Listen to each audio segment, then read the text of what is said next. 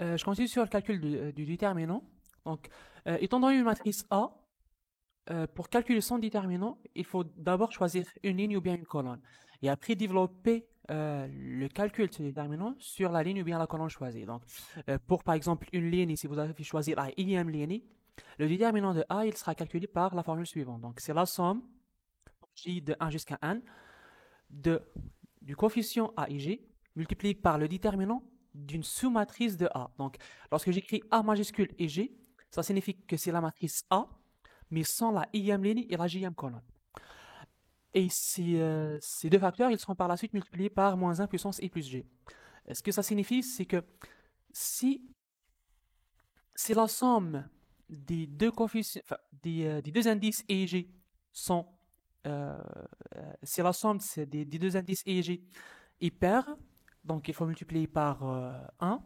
Si la somme est impaire, il faut multiplier par moins 1. Donc si la somme de E et G est impaire, il va falloir inverser le signe. Okay. Donc, si vous choisissez une colonne, par contre, c'est le même principe, c'est la même idée. C'est juste que vous allez parcourir les lignes par cette somme.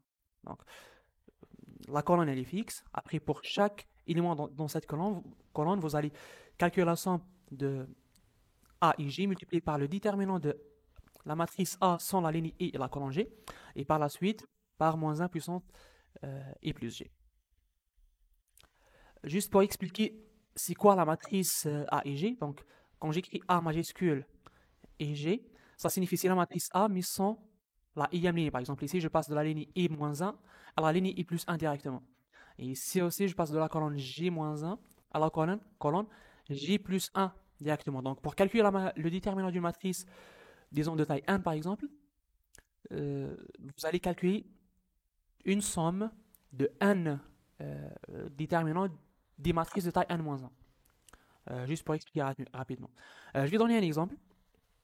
D'abord, je vais expliquer où il faut s'arrêter parce que pour calculer le déterminant d'une matrice de taille n, il va falloir calculer le déterminant de n matrice de taille n-1. Et après passer à n-2, n-3. Mais il faut savoir où s'arrêter. Donc, si vous tombez sur des matrices de taille 2 x 2, le calcul du déterminant, il devient très simple. Donc, il faut seulement multiplier ces deux nombres par ces deux nombres et après calculer la soustraction. Par exemple, pour cette matrice, il va falloir multiplier ces deux-là et après on soustraire la multiplication de ces deux-là. Donc, cette première diagonale par moins la multiplication des éléments de cette diagonale inverse, ou bien je ne sais pas comment l'appeler. Okay. Pour des matrices plus grandes, on va appliquer la méthode qu'on a expliquée. Donc, ici je donne un exemple. La matrice A, c'est une matrice de taille 2 x 2. Elle contient les éléments moins 7, 9, 3, moins 9.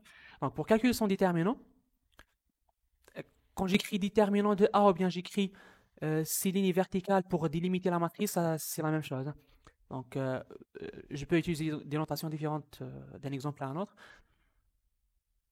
Donc là, je vais multiplier moins 7 par moins 9. Ça, c'est le premier terme. Et après, je vais soustraire 9 multiplié par 3.